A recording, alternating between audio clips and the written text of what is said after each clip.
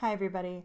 These videos so far have been a lot longer than I anticipated them being, so for this one we're going to keep it as crisp and concise as possible.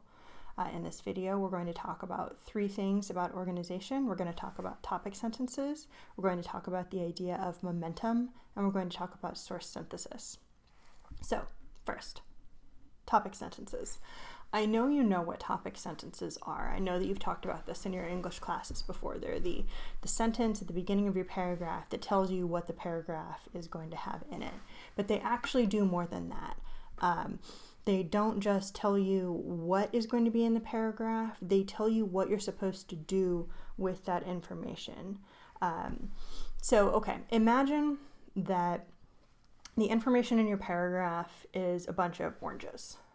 Every sentence, every idea, every fact is an orange, and the person who is reading your paragraph is getting handed orange after orange after orange. After a while, they start dropping oranges because they have all these oranges in their hands, and they're like, what do I do with these oranges?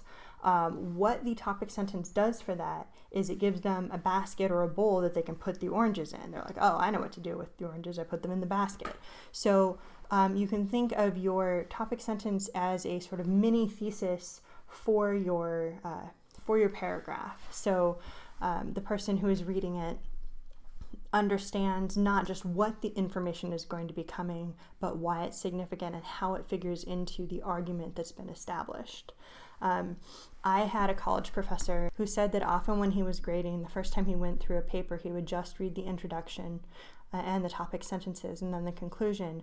And he said he figured that if all of those together were coherent and led him through and he understood what the paper was going to be about, that usually the papers turned out to be pretty good papers. So that's a test that you can run on your own papers, is look at the introduction, read all the topic sentences, and see if your argument comes through. So the second thing we're going to talk about is the idea of momentum in your paper. Most of us probably learned to write essays back in the day with the 5-paragraph essay, right? That's our introduction, 3 points supporting the thesis, and conclusion. We do it on standardized tests. Some of us try and stretch a 5-paragraph essay into a 5-page essay. Please don't do that. But it is a great way to start thinking about how to put essays together, but it is limited in its usefulness. And one of the reasons that it is limited is because there's this tendency to write points that sort of exist as separate bullet points and could be arranged in any order. So your thesis is, this is bad because X, Y, and Z. X, da-da-da-da-da-da, Y, da-da-da-da-da-da, Z, da-da-da-da-da-da-da-da, right? But because those paragraphs tend to exist out of conversation with each other, you really could rearrange them any way you wanted. What you want in a more sophisticated academic paper are paragraphs that build on one another and could not be necessarily moved around. You want to make sure that your essay doesn't feel like a bunch of bullet points stacked on top of each other. You want people to feel like they're strapped into a ride that's going somewhere, not like they're jumping from lily pad to lily pad.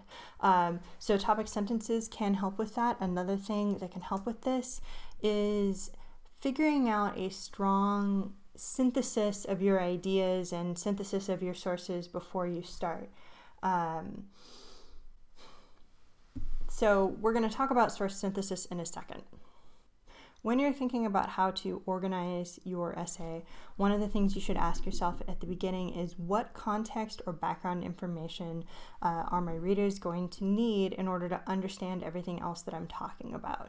Do you need to revisit some background information that you gave in the introduction and flesh it out a little bit? Do you need to define terms that you're using so that people know how you're using them? This is especially important if you're using a term that doesn't necessarily have an agreed upon usage. You can say, some people use it like this, some people use it like this. For the purposes of this paper, I'm defining it in these ways. That can be really important work that you do that will help people follow along with you and trust that you're being transparent with them as you write the rest of the paper.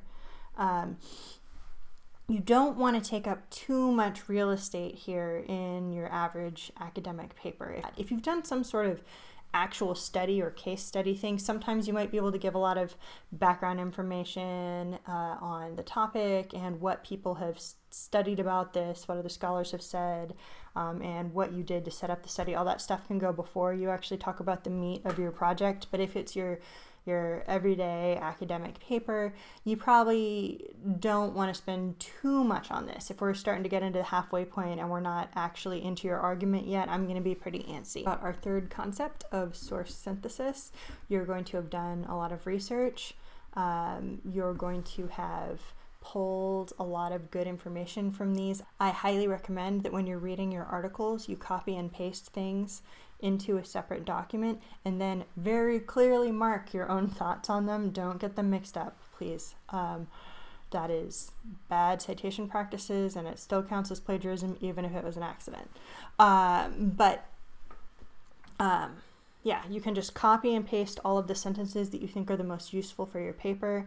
You can put in like brackets your own thoughts or what they connect to, and that leaves you, once you've read your papers, with once you've read done all of your research, with pages and pages of points that people have made. So how do you decide how you're going to use all of that? As I showed you on, I believe, the first day of class, one of the things that I do is I just cut everything up and move it around like little pieces of paper on the table. I see which ideas resonate with each other, what are on the same topic, figure out what order that I think they should go in. When it comes time to write your own papers, I really encourage you to look at the whole spread of what you have and think about how they cluster by topic, rather than going through and just dealing with source number 1, paragraph, source number 2, paragraph, source number 3, paragraph. That's how you create a bullet point essay, not how you create momentum.